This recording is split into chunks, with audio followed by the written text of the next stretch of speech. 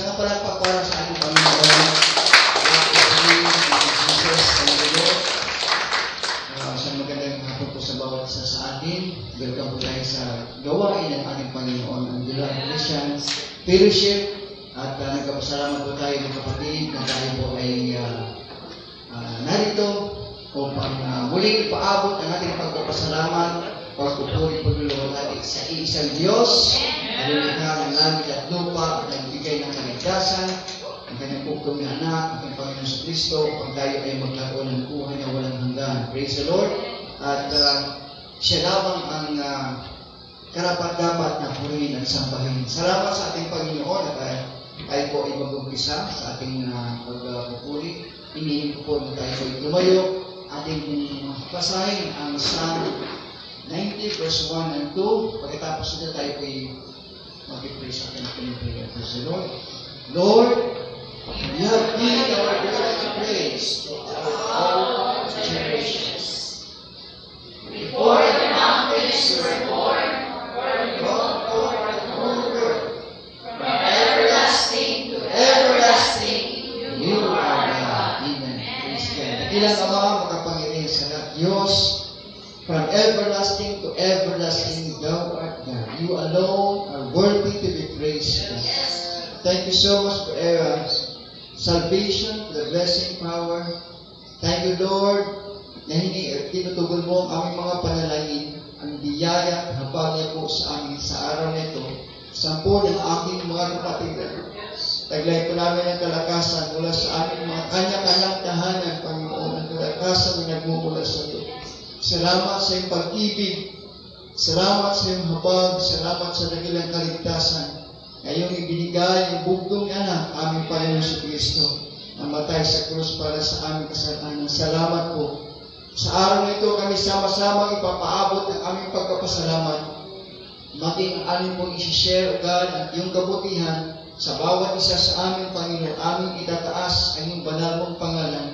Samahan niyo po kami at linisin mo ang aming mga puso. Tanggapin niyo po, O Diyos, ang aming pagpupuri, ang aming pagpapasalamat. Mula sa mga praise and worship song, mag-isang mga thanksgiving, pag-share ng mga salita niyo po, Panginoon. Higit sa lahat, dakilang Ama, aming po inihiling, Panginoon, ang iyong paggabay, ang pag-aaral, inyong mga banal mong salita. Patuloy ka namin maunawaan sapagkat hindi po namin maabot, O Diyos, hindi namin makaroon ang iyong pag-iisip, maging ang iyong mga paraan. Kaya aming inihiling sa pamamagitan ng Santo Espiritu, siyang mamula sa amin, babay sa amin, ang presensya mo ay aming kong maramdaman, punuin mo kami ng iyong kapangyarihan, pagpalain po kami sa hapong ito. Ito po ang samot dalangin po namin sa pangalan ng aming Panginoon sa Kristo. Everybody say Amen. Amen. Hallelujah. So welcome po mga kapatid. Para nakikita ko, makapagkabutan ko, kumplito kita na tanan. Amen. Praise God. Hallelujah. So ito, ginaminigaw kita, makabutan ko. My God. Kamustahin kita na doon.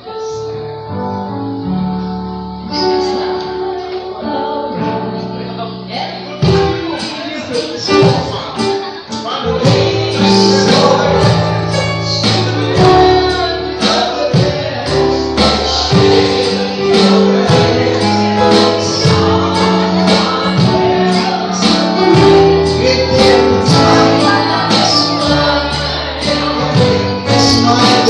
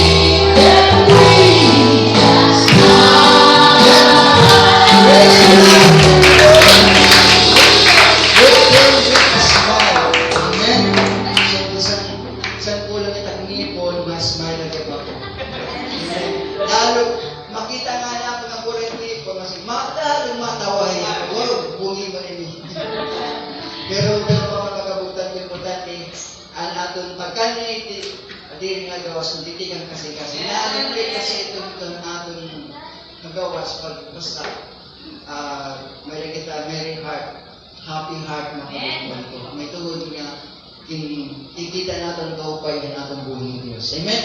So, yan ang oras, magpapasalamat kita. Nagsabot na kami ni Sister, na hiyang unang magpapasalamat. At ibalo at masunod na. Pero anay, bago ko ihatag na iya para makapangandam lot niya, makabugtan ko ang pagpapasalamat na Ginoo yan ang simana na nanataw ko takluban.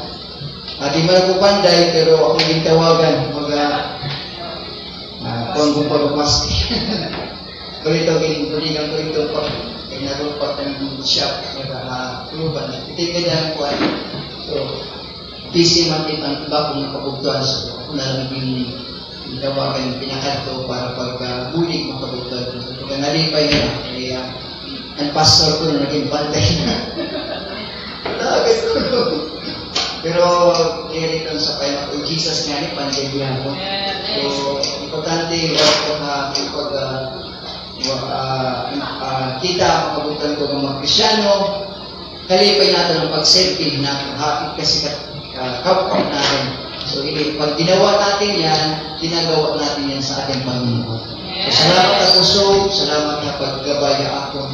Pwede na ng pamilya, ang anihini, ang isang i-video, pag nagpuproblema ko diya kay pag-agat, nakakahasag ko hirap ng school, tapos pag-uuli, pinukuha liwat. Pero nagwaray ako, nahibarong hirap pag sakay na ano lang. So, ako na makabugtan ko nga, salamat diya nga hirap, siya pa nga na makabugtan ko na atong pagtapos, diri ka tao, itututuan kita na diri kita tumapita. Ulo, ginagamit nila, pero ulang-ulang natin tapuran ang atong buhi na Diyos. Amen? Kaya nagagaging kalipay puso na makapagpadayon kita pagpangalagay ng atong Ginoo. So, salamat din. Kung nalipay kaya napapunta kung dito kita, mga atong mga naw mapupuntuan. Natin siya na sister, dua ka Domingo mo kayo makasimba. May yanaanin na yan. Praise God. Amen? Sa iyo nga ang dua ka Domingo, may penalty. Pero palitawanan na isang ibayaran ni Jesus at so akong tatawagon ang akong kastorya kanina.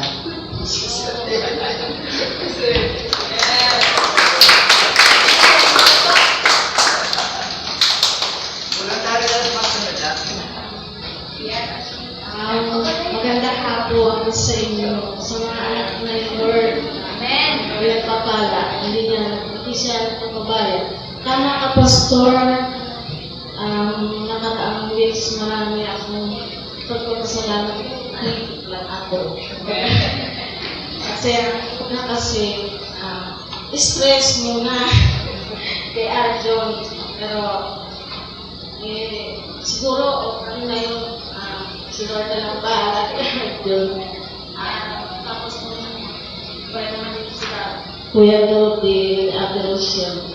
May nagkaroon, pero wala akong nakasabot dito na may problema kasi yung anak ko sa Maynila, nag-ano kasi matambok kasi siya, parang nag-stroke siya, sabi niya, siyempre pag nangalit ka, hindi mo talaga pabayaan yung anak mo, hindi kahit may pamilya na siya. Lord, kaya ako maghahanap ng pera para sa anak ko doon sa Maynila.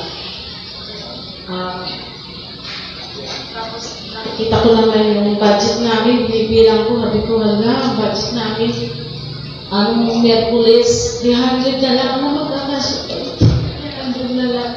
Tapos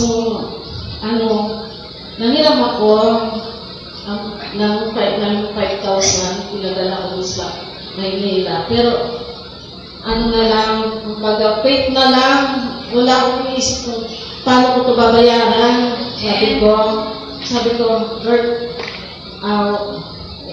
na lang kailangan, kahit sabihin ko lang, hindi ko talaga napitis yung mga anak ko sa Maynila.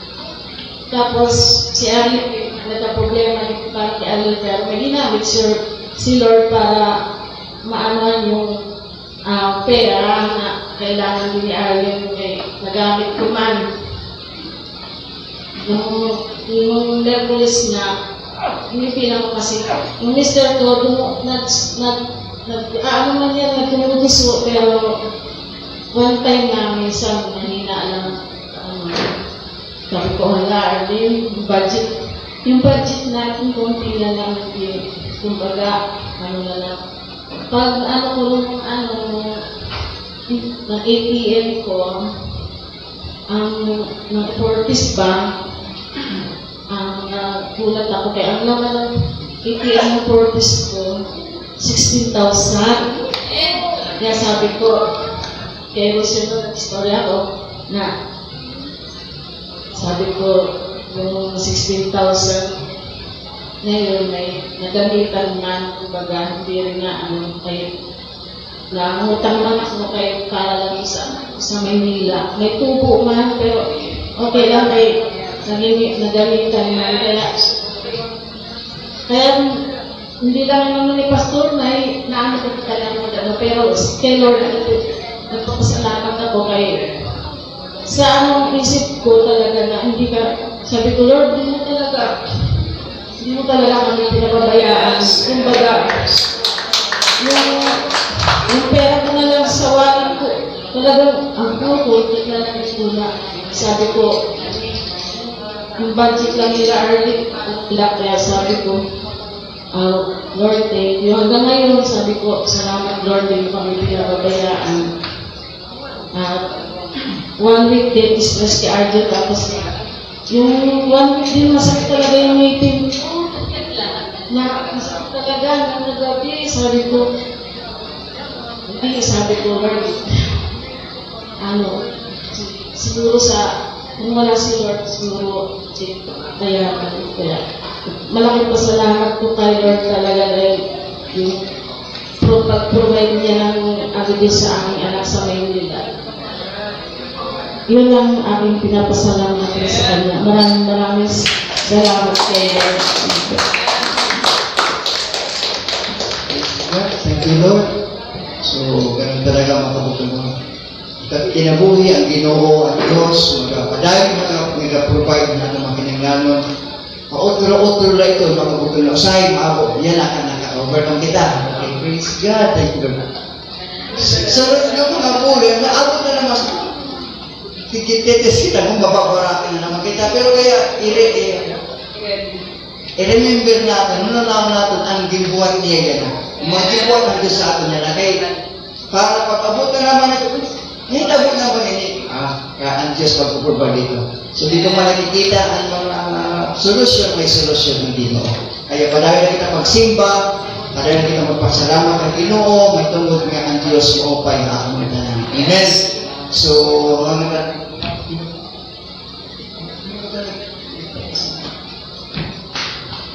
pinagkaruya at dua ka Domingo.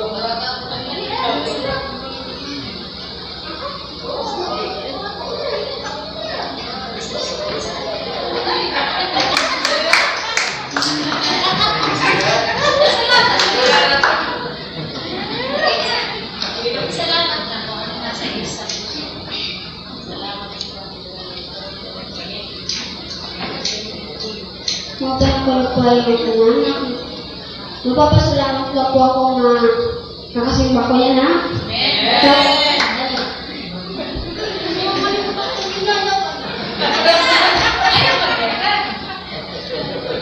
Tapos, magpapasalamat ka po ako kay gintagan aking open na lawas na makasayo yung ang kabulig itong Eragans group. Tapos,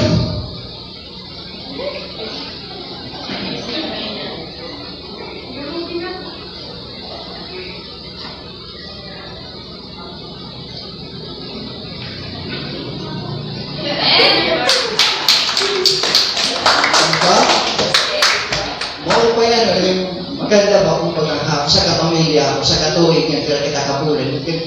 Kumbaga nauhinto atong mga kapatiran, siya, sunod ito din guluhan, magpapasalamat ito, yung na Arlene, kumbaga makaruya, makalipay na kikita na tanan, kung process kita ang babaguhan Ginoo para kumbaga na-grow kita kapagpangalagad hatong Panginoon. Amen? Anak mo rin na? Okay, mag-worship na kita hatong Panginoon. May marito, no? Ito kami na absent ang katawagan.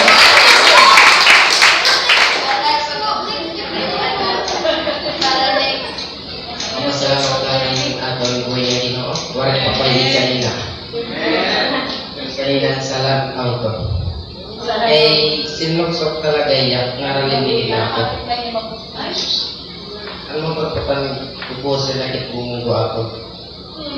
Ako to, kanina, mapay na namin dahil traffic enforcer ka nakabantay. Inbuligan ako. Praise God na lang na waray pabayan Ginoo na ito ng buhay. Salamat.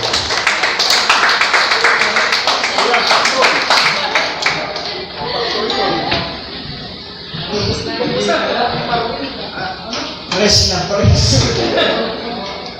Diba? Kasi nagpapahinom dumaton. Kumbaga, wala, tabi ka na lang ako. Magpapahinom dumiha. So, natin na higugmaon, waray niya katulad makabugtong. Kaya ito niya pasalamatan sa mga Espiritu nga nakamatulad. Amen? Sige lang ang oras, ato niya dadayawon na Espiritu nga naka-worship in the Spirit and in truth, singing, dancing, clapping, pakiningan talang parang atong buhay ng Diyos. Kanta na makapagka makabugtong ko.